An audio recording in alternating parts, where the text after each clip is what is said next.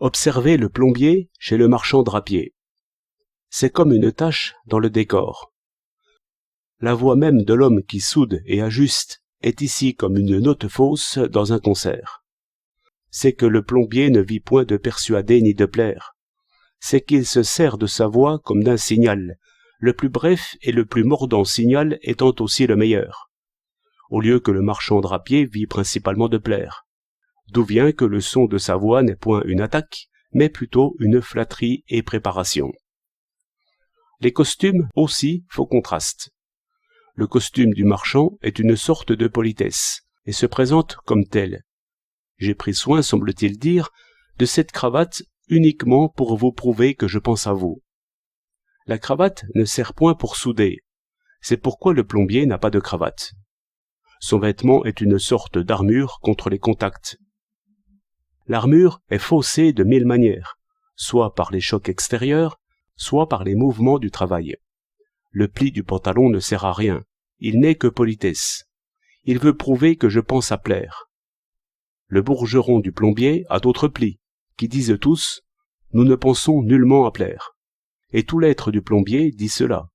Une politesse de plombier est ridicule. Pourquoi ? C'est qu'on ne soude pas par la politesse.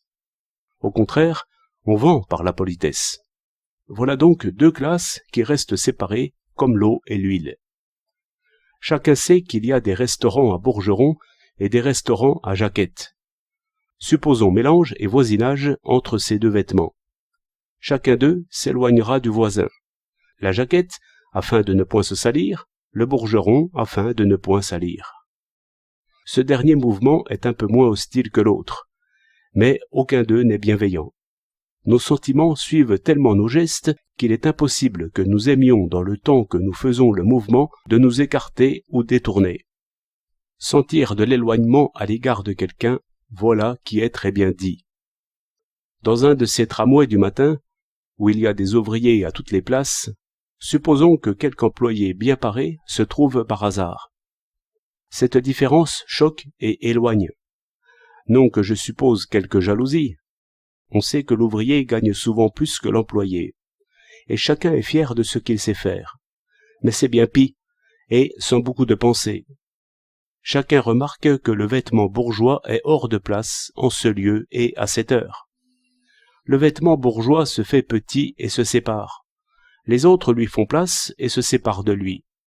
Cela non sans bienveillance. Seulement, le geste est plus fort que le sentiment. Le mouvement même de se resserrer est contraire à la bienveillance. Il n'y a plus d'aisance pour personne. Ou bien il faut qu'elle soit affectée. C'est insolence ou moquerie. Toute une politique suivra de ces rencontres. La Jaquette sera renvoyée à la modération, le Bourgeron sera renvoyé aux extrêmes. Ce vêtement est audacieux et violent par la forme, par les plis. L'autre est prudent par le coup de fer. Chapeau de soie est tout un programme. Chapeau mou en est un autre. Casquette en est un autre.